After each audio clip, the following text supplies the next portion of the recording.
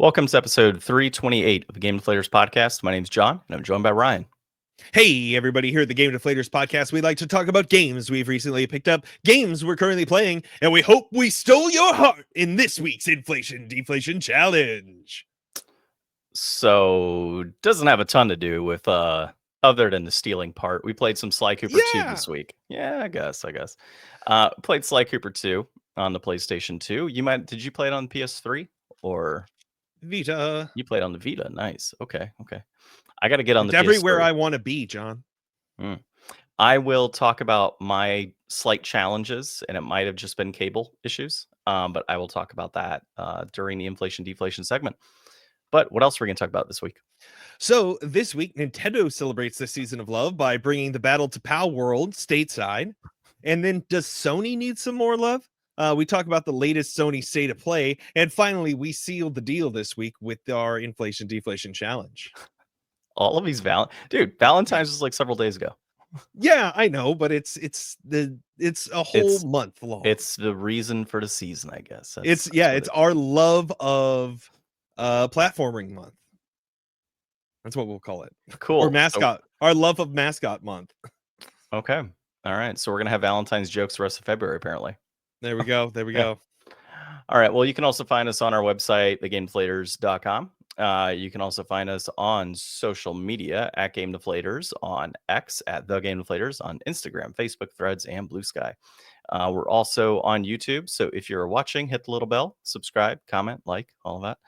And then if you're listening to us, always appreciate a 5-star review. And on the podcast app you're listening to. And of course, download another podcast app. Give us another 5-star review. That's also cool as well. All right. Pickup time. Couple cool ones. So Ryan, what does that say? Tasamachi. Yeah. And Wild Robot. Well, no, that just says Tasamachi. This is Wild Robot. Okay. Yeah. Separate things. Yeah. So dude, I absolutely love this movie. And I was like, yeah, I'm not gonna rely on streaming. I'm gonna buy the 4K Ultra on that. So really excited about that one. And then this game, I don't even know why I got it. There was some random posts, like pictures I saw on Facebook of somebody had recently played it, and it looked pretty cool. So I figured, why not? New copies were running like $35-$40, and this one random person out of California had it for 20 with free shipping. So it was like, cool, I'll buy it from you. And it has English subtitles, so pretty solid in that respect. So I will be able to play that, and we'll see how it goes. Okay. So, no different than some of the other Japanese audio games I played, like the recent Shin-Chan game is all Japanese and subtitles as well. So I'm no stranger to playing games where I cannot understand what the heck is being said. Mm-hmm. Yeah. And then as far as currently playing Fantasia Neo Dimension, I have been continuing that. I am roughly 5.5, 6 hours into the game. Of course, a lot of the streams that you will see on our YouTube is me 30 minutes in and then starting to fall asleep and then being, okay, I need to turn it off. Hence why it's taking so damn long. I've played enough times, honestly, that I probably could have banged out a good like 10 hours of gameplay if I wasn't falling asleep all the time. Just the nature. That's the hardest part. Yeah, it's just the nature of playing late in the day, man. And then like, what was it yesterday? So like yesterday, for example, I would have played midday, but I was having my garage floor redone. So couldn't play because I was dealing with a contractor and such the whole time. So most times I'm like, cool, opportunity to play midday. Not going to happen. And tomorrow we're off, right? I think, well, you're off in general right now, but I'm off tomorrow. And I was like, oh, gaming time. That'd be great. Instead, I'm going to paint my garage ceiling. Why? So I just got the floor done and figured let's go ahead and while I'm in there, get it all painted back up. Nothing's on the walls. Nothing's hung up because we had to take everything out. So I put it all in the center, threw out a bunch of crap I didn't need, and I'm just going to paint. And are you guys actually going to park in there? That's the hope. Like down the road, I'm planning on getting like the big cabinets to sit on the side and everything, and they're, installed up against the wall. So yeah, in general, long term, the idea is to park in there and have plenty of storage so I don't have like, totes everywhere. That's the idea. If you're a young person out there listening to us, if you can ever afford a house in the future, a clean garage is an awesome thing to have. and Yeah, hard to like, achieve. uh, yeah, it's definitely hard to achieve. There's so many people around my neighborhood that you just look at their garage and you're like, "Holy crap," like, They're it's working just on a a car in it, half of them. no, it's not even a car. It's just like there's a neighbor right down from me. He's got several rows of like shelving units in his garage, and are just filled to the brim with boxes and totes and everything else. I'm like, that's just a lot of crap. Like in that case, just get a different house because you're never going to use that stuff. It's just totes. Mhm. So my hope is when I go through my totes, I'll be able to pull out like I pulled out one tote that had video game controllers and Xbox 360s in it. Probably not any good anymore because they've been in 100 something degrees in the garage, but they have been, concealed and stuff. So we'll see. That's going to be a lot of testing and things that come down the road. But the idea is, of course, get all that cleaned up. It's insulated in there. Hopefully some shelving will protect. If I need to put anything else in there gaming wise, it's fine. But the idea is, of course, to make space so I can park my car in the garage. And Yeah. yeah, for the young people out there, definitely invest in good flooring and good good shelving and cabinets and stuff like that if you can help it. It will make it totally worthwhile. So there you go. All right.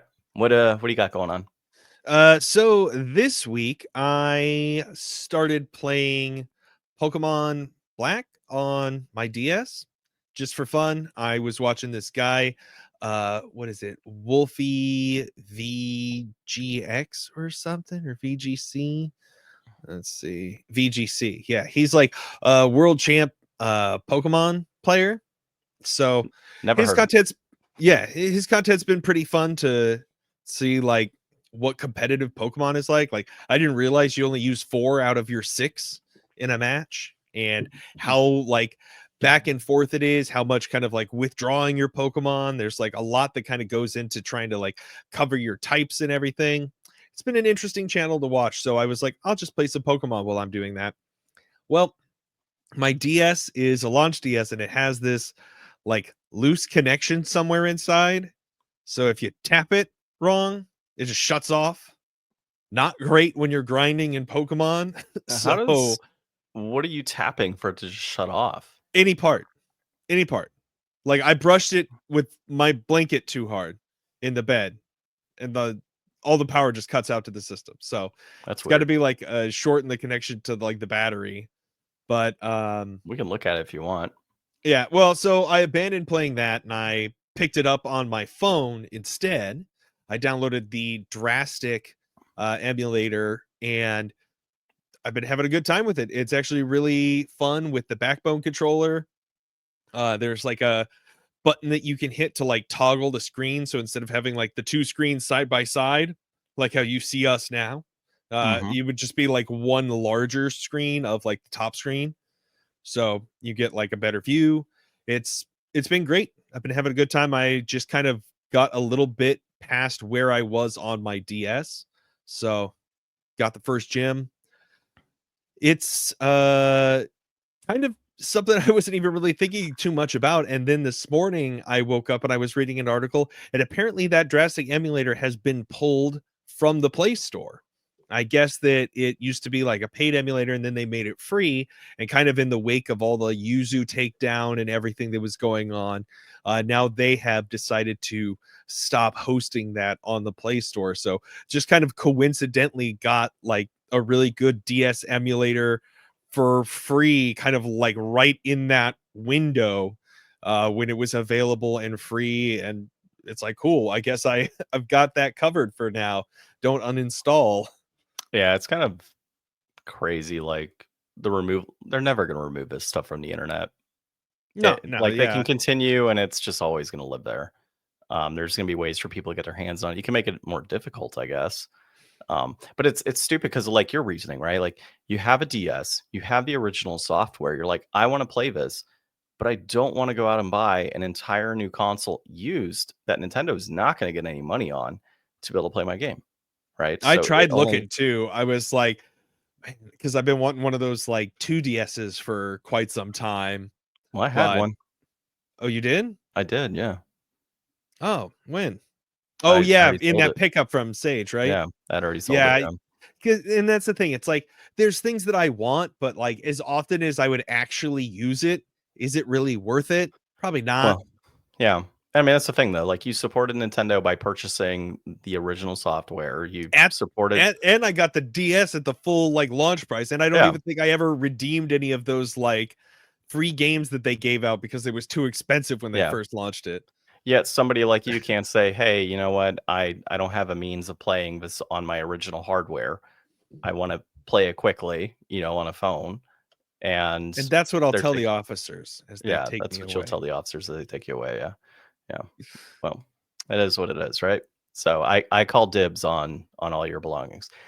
Um, so I was wondering, I was looking at what drastic one. I'm like, what the hell is drastic? Like, I had no Mhm. idea. So that's cool. Yeah, that's All about right. it. I did play a little bit more Final Fantasy X, but just kind of to see a few cutscenes and stuff, but I don't think I'm gonna get super into that. It's been just kind of killing time. Like, unfortunately, the Avowed reviews have come out and a lot of people are pretty lukewarm on it. Mm, I just told my console to like pre-install it. It'll launch on Game Pass in 2 days. So on Tuesday, I'll check it out. So I'll report in next week on, kind of what I think about the first bit of Avowed and if it kind of lives up to like the hype and waiting. Cause I mean, I haven't really played a game like that since Skyrim, probably. hmm. I'm Did trying your to think of like, did your console consent? Because you said you told it, but it didn't sound like you asked for consent. right? Yeah. Um, yeah, it's disappointing that they're lukewarm, but you know what? That's sometimes okay, right? Hmm. Um, and sometimes that means that as they continue to go into future updates and things like that down the road, that there will be hopefully improvements. So Well, it seems like it's mostly like the story and some of the characters and some DLC. of like the stuff that's like baked into the game. Like Mm, I guess the hub towns and everything are very static. Like nobody's like walking around. Everybody's just kind of feet stapled to the ground waiting for you to come to them, kind of like in an MMO. So it that's how Fantasia Neo Dimension is actually. oh, is it? Hmm. Yeah, it's got good reviews too. Like you'll walk into a town and you might have somebody like sitting there and there might be fiddling with something, and then you've got groups of people like standing in different sections, or you go to a shop and are just like standing, or you go But into a nobody really bar has and like they'll a schedule or is going around or nope, it just they're feels a all little standing. lifeless. They're all standing and it's all lifeless. Yeah. Yeah. Hmm. So I'll check that out. Nice. All right. Well, let's dive into our articles or discussion topic, however we want to proceed with this moving forward. So, the Palworld lawsuit's getting a little more complicated. Nintendo has well, tried to file 23 patents within the US. Only one of them actually passed. So, this came to us from Games Radar, and it's a really interesting because we knew this was going to come up again, like for sure. We knew Nintendo was actively working on patents. I didn't realize it was going to be 23 of them that they threw in there. And I'm wondering how much of that was let's just put as many things in there as we can, and hopefully one of them sticks. And one of them did, in fact, stick. It is the patent specific to the throwing and catching mechanic within Pokemon. So a capture device to capture an item or a monster. And then the other is the launching of a creature or monster into like battle and such. So that one's stuck. Um, we talked about it a little bit before the podcast, and we'll dive into a bit more here. But with one patent having been passed, it doesn't mean that Nintendo isn't going to get the others passed or a number of the others passed. They can still technically fight this, have their legal team go through and try to push forward additional patents, and then push forward a lawsuit as well against Palworld. I think these are simple fixes, though. Like with Palworld, the way it's set up, there are guns in the game, to be able to Make a fight and net such. gun. You can make it. Yeah, you can make a net gun, right? You can start the player with like basic supplies to make a net gun. You can then, of course, go ahead and I think they've already made a change. I haven't played in a while, but I don't even think they launch a creature anymore. I think that the PAL is just at your side automatically. Mm, So if there's no launching mechanic for that, and then you get a net gun, that patent no longer has any sort of hold on Palworld. And let's just say they pass other stuff. down the road. I mean, there's fixes that could be put in place for this. The riding mechanic, a mount is not going to pass in the US. There's so many games with mounts already that's not passing anytime soon. Um, the idea of crafting is not passing. The idea of You fighting can't creatures, craft in a Pokemon game. that's some. No, you can craft, like you could take different items to be able to create Pokeballs in Arceus. Like you have Oh, to find certain items. Now it's not like a sit down and craft and do that, but you do have the items that you pick up for crafting purposes. So there are elements of that there, but other games have that. And then if you think yeah. about the like, oh well, the creature's following alongside you. Digimon, Digimon did it as well. You can't even fight creature to creature battle because there's so many of those games that exist today as well. So I think in terms of a lawsuit, Nintendo may try to file some sort of lawsuit against Pocket Pair in the US due to this one patent, if that's all that sticks. Is it going to have any like major ramifications towards Power World? I don't think so. In fact, I think it'd be cooler if you had like you're walking around with a damn neck gun and just capturing pals, you know? Like I think that'd be Yeah. pretty cool. And then I like wonder. depending on the type of gun, you might have a greater ability with your net or whatever it is to do that. Yeah. I wonder how much of this is like Nintendo like honestly doing this, or having to do this to put on a show for like their shareholders and stuff. Like, they waited forever before they tried to do anything. Like, everybody anticipated a lawsuit coming so much sooner for completely different reasons that never even arose, for like, copying like the designs and ideas and stuff. So it's like, when they try to just squeeze in these patents, and I think we have talked about this before, it kind of feels like, hey, we got to do this because it's like our corporate due diligence. But I really don't think that there's going to be enough there that's going to stick. And I think everybody kind of like, everybody hates hating on Nintendo for doing shitty stuff. But I mean, they're a I think this company, it's is what they're going to do. I think this is them being shitty. Like they with Arceus, when those mechanics came through, why wasn't a patent put in then? Why are these patents coming out after Palworld, right? So, yeah, you could say, "Oh, we did it first," but you didn't even put in a patent. You didn't have anything in place for this. You're doing it Mhm. as retaliatory as well as like reacting to the situation. So, And you're trying to do it to a game that can update itself. Like, Nintendo doesn't do that. Like, they never make big changes to like their Pokemon games. Like, yeah.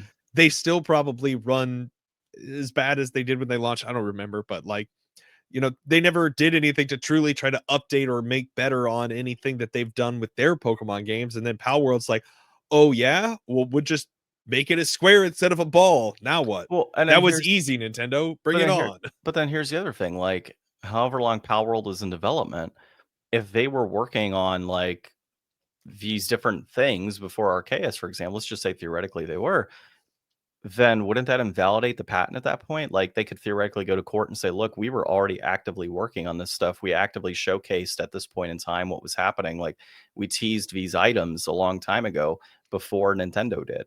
So, I mean, if that is a case, then it will be interesting to see if a court battle does arise from this. But I wouldn't put it past Nintendo to be reacting to this and retaliatory. They would sue a little kid in Yeah. a small country if they could for, drawing The Mario and littlest kid in the drawing smallest country. drawing a really crappy Mario and selling it to somebody, right? Like that. Can you imagine that little kid sitting there, got his art stall set up, he's drawing out Mario, and the wrong Nintendo rep comes by, sees it, purchases it, and says, "Aha, I got you now. Here's a cease and desist." Right. It's like the cops at stop lemonade stands, for no business license. Same deal. Bastards. Yeah, went down a rabbit hole there. So, anything else on your part here? Nah, it sucks. Maybe Power World should team up with the Super Mario Market. Get back Maybe. at Nintendo. Can you imagine if that, like, after all of this is said and done, they team up, and then we get like They a should put pal, the Super Mario Market in Power World as and a we can location. instead of like Pokken tournament, we can get like Pal versus Pokemon fighting games. Like that would be fantastic. Palkin tournament. Palkin tournament. Yeah. That'd be great. All right. What do you got for us? All right. The PS5 discourse around state of plays is becoming draining. This is by Sammy Barker at Push Square. I thought this was a really interesting article, kind of after watching everybody's reactions to the state of play. I watched the state of play I did not. and I thought it was pretty cool, man. They showed a bunch of stuff that you've never heard of and gave like enough kind of like sneak peeks at what the game's actually gonna like look like, instead of just a bunch of, all cinematic trailers just back to back. And a lot of it was interesting and not what you would expect. So like people were like wanting like Ghost of Yote and maybe like the Wolverine game or whatever. We really didn't get a lot of those kind of like big ticket first party things that you were really hoping for.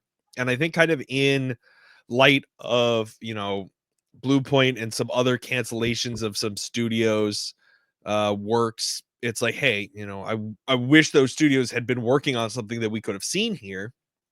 The biggest thing that we saw was probably Sorrows, which is kind of a spiritual successor to Returnal. That looks pretty cool. There's a Lies of P like DLC that looks really awesome. Actually made me maybe want to play Lies of P.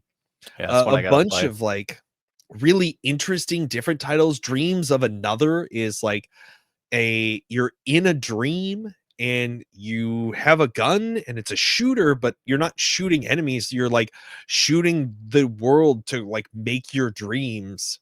Hmm. Very bizarre.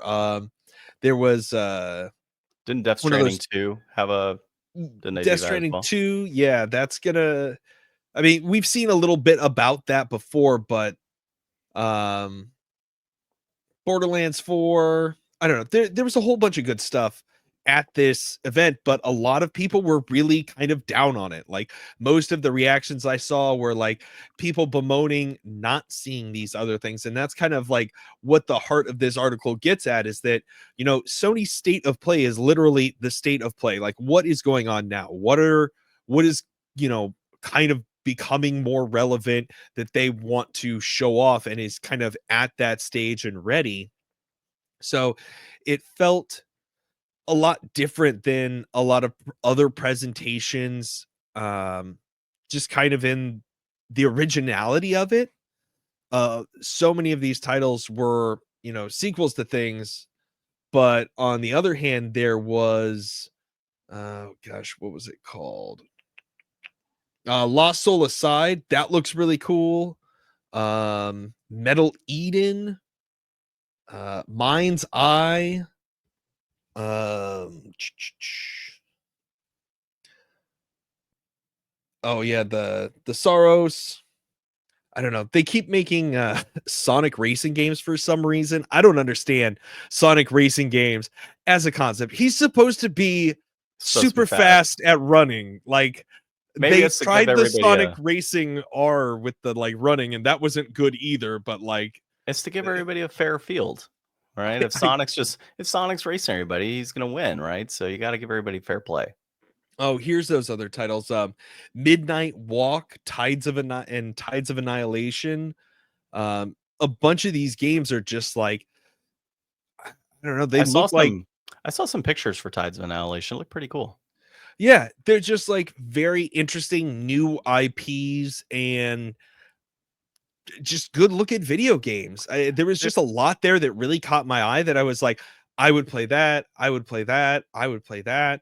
And it wasn't, I don't know, it wasn't just a lot of CG, you know, trailers back to yeah. back, like I said. So that I think basically in the article, they're trying to talk about, all this negativity that kind of surrounds all this and kind of like bemoaning all these other titles that aren't there. Like there really was like a lot there for you to be appreciative of.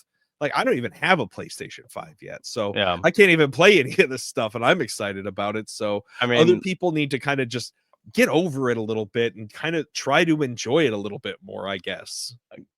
look, I bitch and complain all the time about stuff too. Gamers are fickle, right? They are going to find something to complain about, regardless of. That's why we have percentages and we have ratios and things, right? Like you're going to find somebody who is going to disagree with it and is going to be pissed off about it. In this case, yes, you might have had a number of people that were frustrated, wanted to see more gameplay. It's not like those games, you're never going to see any updates on them again before they're released. Sony is just trying to get people excited about other content. I hear constantly people bitching about, oh, Sony has like no first party games right now. There's no first party games coming out. They just showed you a bunch of first party games and other Well, great content actually, coming out. Soros is, I think, the only first party game there. Okay. Everything else was pretty much third party. So No, that's Death Stranding, from what I understand, is supposed to be a first party release as well. Last I heard, I don't know, unless I misread it. I think in the article it specifically stated that that was supposed to be a first party title. it wasn't there. Okay. So regardless, they're saying Sony doesn't have games. Sony just showcased a bunch of games coming out. How Mhm. many of those are exclusive, timed exclusive, whatever it may be? We'll find out over time, more than likely. But yeah, I mean, people are going to bitch about everything. So it is what it is. I totally get it, though. I look forward to these types of events. I've just been very busy this week and have not had a moment to sit down and watch the state of play. But normally I do check it out, and it's cool. Like, you might not see all the updates on games that you want, but there's other games that are there. There's other cool content, and it's more stuff to get excited about. I mean, that's what gamers should want, right? More content, more games in our hands. You could look at 20 games that come out. Yeah, you have Ghost of Yotei and two others, but you might have like 10, 20 other games that you're looking at and say, okay, I like that one or two. Now you have something else to get excited about. So Yeah. I get you, man. Like, people just need to chill out. And one of the best points they bring up in here, let's see, where was that? Astrobot. So at this time last year, we didn't even know about Astrobot. And that was, game of the year. Yeah. So there's plenty of time left in this year. It's only February. It's not like these are the only games that are going to come out this year. There will be other things to get excited about later on too. Yeah. Sounds good. Well, something else to get excited about is Sly Cooper. I really wish that they would continue this franchise. Um, my wife walked in as we were playing. She's like, "Hey, hold on! Like, what is that?" Like, she had never seen Sly Cooper before, which is, I don't know, kind of surprised me, kind of doesn't. And so she saw, she's like, "Hey, is this something that we would both want to play together?" I'm like, "Yeah, absolutely, but I want to get on PS3 first." So I don't know if you had this issue as well, but to me, it felt very. It was dark, obviously, because you're playing at nighttime with being a Phoebeus raccoonus. But to me, it felt like a little too. I don't know. It was like all blended together. The colors just weren't popping at all, despite like the dark setting. So, did you have that experience in your game or no? No, I don't think so. I think I have a I mean, cable it's issue then. digitally remastered HD on the Vita, Oh so yeah, so you probably it didn't. must just be a lot better already. But Maybe. it's the only way that I've ever played any of them. I never played the original Sly or anything on PS2. Yeah. I got this at the mall years ago, and Yeah. I played all through the first one and never booted up the second one, I don't Hmm. think, but I really liked how the game opened up. It was very cool how it's just like you're kind of watching just the like, intro cinematic that kind of plays, and then as soon as you hit start, it's like boom, like you're actually right there in the mission Hmm. already, like in a heist scenario, and it's like, oh, okay, cool, like let's just jump right in and get going. And Yeah. Sly has such a good ambiance. It's really like it's like a Saturday morning cartoon that Hmm. you get to play through. The characters are great. I mean, the visuals are really great if you're able to get good visuals, I guess. Yeah. I would hope. I think it's, like I said, a cable issue, so we'll see. To give a little extra information on this game, so it's developed by Sucker Punch Productions, published by Sony Computer Entertainment, designed by Nate Fox, who served as the lead designer, working alongside Rob McDaniel, Dev Madden, Caroline Trujillo, Tom Mabe, and then Keith Champagne. It was released in September of 2004. It is a stealth action game with around an 8 to 9 out of 10, not 20, but 10 You could also say 90 out of 100. I mean, some people gave it an A. It's really broad and just an 8 out of 9 out of 10, certainly not out of 20. Thank you, Ryan, for that very in-depth analysis on the 8 to 9 out of 10. You're And welcome. then can you give us a little more information about that? Yeah, so you start off with an infiltration. Sly and the gang are trying to steal the clockwork parts, but have been beaten to the punch. The Claw gang has already made away with your desired treasure, and you get ambushed by Carmelita Fox instead. Hot on your trail as you and the gang make your escape, track down the Claw gang, and try to recover the clockwork parts. Yeah. The beautiful thing about this game is after you get through that, and I love how it starts up like one of those cheesy action films, popcorn action films you sit back and watch, and it's just like it calls out like who the characters are. So it's like, Mhm. Sly, like the thief or whatever, and it's got Everybody gets a title card. yeah, everybody's got the title card and it's got the music going and everything. So it feels very much like that spy movie, Mission Impossible, or your general heist team movie. So that was kind of fun. Obviously, it's the second game in the series, so you do have that recognition you would hope from the prior characters. I luckily did play the first game, so I didn't go into this like completely blind with the characters. But yeah, I thought it was a lot of fun. Just that introduction, like you said, jumping right into a mission and the heist to kind of set the tone for what the game is actually going to be about at that point in time. And then the way that they split it up, like, okay, first mission, you know, it's very much outlined that that's the first mission, and then you progress through into your mission. Um, I will say one of the things that Sly Cooper does remind me of a little bit is Star Fox, the interaction that you have with the characters, and Mhm. then you have Fox McCloud doing his thing, and then you've got other characters kind of chiming in. It felt a lot like that actually playing this game, so I thought that was pretty cool. Um, Control wise, I felt that I forgot how bad the camera angles are or camera controls are for this game. It's like no matter what you do, invert or standard, it's garbage. At least on the PlayStation 2. I don't know if that was improved in the Vita, I didn't really but have too much trouble. oh my god, dude, it's brutal. It's honestly like out of all the games that I've played in, I don't know, like in that type of setting, this is some of the worst controls you could play on PS2. Like in terms of camera angles, it's like you hit right and it's like inverted the wrong way. And then if you try to invert the controls, it doesn't have like an XY type of setting, right? So like your up and down is fine, but your side to side is terrible. So if you invert it, you're like, okay, cool, I'll invert it. Well, then it screws up your up and down, and then your side to side is fine. So like there's no winning in that. Like Mm. there's so that It kind of doesn't let sucks. you independently control the axes? Nope, nope. There's no Dang. XY change. It's just invert camera. That's it. Mm. That's all you got. Yeah. Yeah, I So didn't really have any trouble with it. I found, like, most of the framing and stuff to be fine. One thing I actually, while we're talking about kinda camera angles and framing, I do love the end of that first level, kind of that homage to the Crash Bandicoot, like, running at the camera away from Carmelita as she's kind of pursuing you. I thought that that was, like, pretty fun after just playing Crash last week. yeah, that was definitely nice. That's exactly what I thought as well. It had that Crash Bandicoot feel going for it, which is cool. Mm, yeah. Um, but yeah, And a lot beyond of these mascot kind of platformer action games have, that same kind of DNA Mhm. running through them. Yeah, and I love the music in this game too, the way that it Mhm. sets the tone, right? So if you're in like your stealth mode up against a wall, the music shifts out, and then you've got like this stealth type music. If you are just kind of going around, it's standard music. So there's a lot of like different changes that they have to really put you into that atmosphere, which is pretty It cool. Yeah, it lends so well to kind of the stealth kind of vibe and, this kind of musical cues and stuff that you would get in like cartoons and things. It really Yeah, kind of brings that all to life in such a good way. I love the voice acting in these games too. hmm Like yeah, the voice acting is very good. Sly is just like whiny Bentley voice is so good.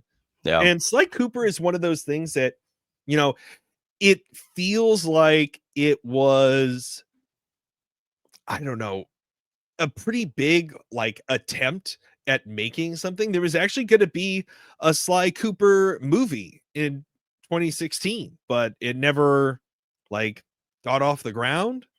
They they end tried up for like a doing long Ratchet and time. Clank. Yeah, they tried for a long time to like make something happen with Sly, which is just like it didn't seem like he was really at that level, but now as ubiquitous as, video game movies are becoming. I mean, we've got 3 Sonic movies already.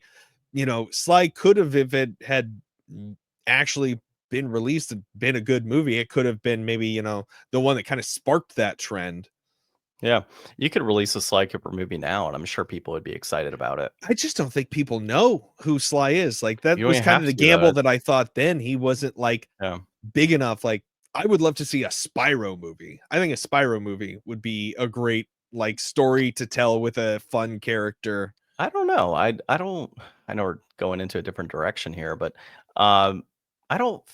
I wouldn't be excited about a Spyro movie. A Sly Cooper movie would get me excited. Like the Ratchet and Clank movie, I liked it, even though it doesn't get the best of reviews. But I there's a guess certain Sly way to. has the heist element to it, and a heist Yeah, movie is always fun. exactly. Like you could have a Star Fox movie, and I think that would be pretty cool to do a Star I Fox want the movie. Star Fox puppet show that they canceled. Oh god. Um, so I mean that's kind of what I'm thinking, right? Like if you had it depends on the character and the type of character and the type of game that you're putting out there, right? So something like a Sly Cooper movie, there's so many heist type movies that are out there right now. That would be a Mhm. great, almost a kids movie. Like you could totally make that PG and families would enjoy going to see this like a raccoon stealing jewels and stuff and like Is that this like whole Fantastic Mr. Fox? Isn't that what that is? I don't know. I don't think I've seen Fantastic Mr. Fox. Um, so I think that that could be something. And then somewhere like Star Fox, you could very easily have a Star Fox film or TV show that's related to that world and everything that's going along with the piloting and things of that nature. So, and along with the adventure. So I think it just really depends on what it is. Something like Spyro just doesn't excite me in the same vein that like Crash Bandicoot wouldn't like get me excited as a film, right? Yeah. There's just for me, there's not enough depth there, and it kind of brings me back to like the Mario movie, right? Like I, I wasn't super excited about it because it's such a shallow story.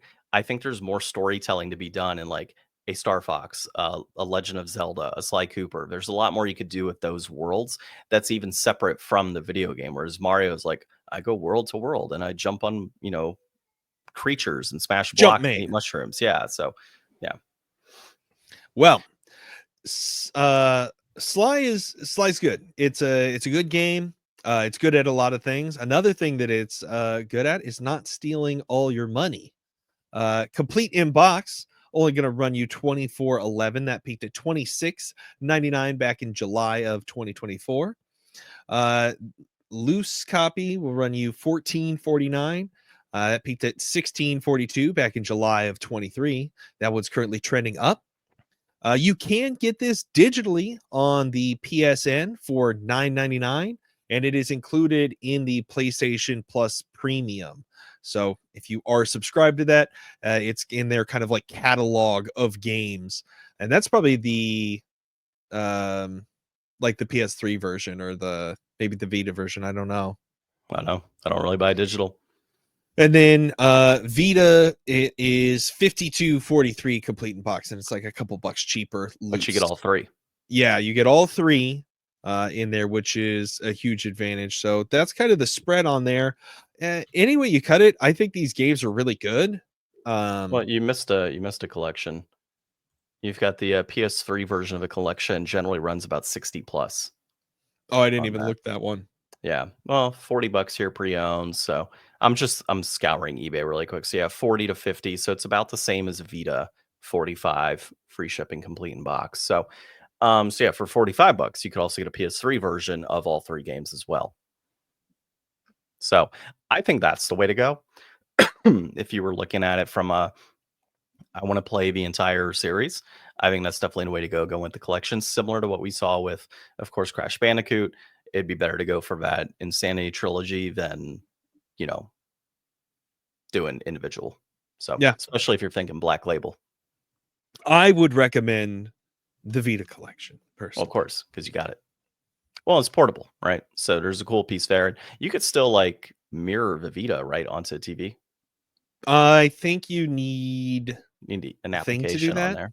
No, you need an application, I think, through is it the PS4? I think has it or PS3? I don't Oh remember. yeah, yeah, you could do the stream there. That's Yeah. right. Never owned one, so wouldn't know. And I'm definitely not getting into Vita collecting now. It is way too expensive. So, all right. So our next game, well, no, not our next game yet. Our rating. So, yeah, I mean, I'm gonna go just right. I think all of God, these are pretty reasonable. Like you're still paying, I mean, pretty much full retail price for the collectors or the collections. You know, they're around 50, $60. And then if you just want one piece of it, I mean, you're paying about a third of that, you know, 20, $25 for number two. I yeah. don't think that's too bad of a deal. I would go with just right on this one. Yeah, I mean, here's one way to look at it too. If you've got a PlayStation 2 or a backwards compatible PS3, you don't have a Vita, then yeah, it would make sense if you put in like 50, $60 towards getting individual copies of these games on a PlayStation 2 versus the necessity of buying a whole Vita and everything else tied to that. So, and when we kind of consider it that way. Now, if you have a Vita already, then of course buy the collection. Mhm. Okay, yeah, just right sounds good. Our next game that we're gonna have is Jack and Daxter 3. So I haven't played those. So Yeah, I that'll haven't be either. interesting. Yeah. So I know you'll come over a little bit early today and we'll jump into those and see how they go. So Sounds good. cool. All right. Well, until then, this has been episode 328 of the Game Deflators Podcast. My name's John, I'm Ryan. and thanks for listening.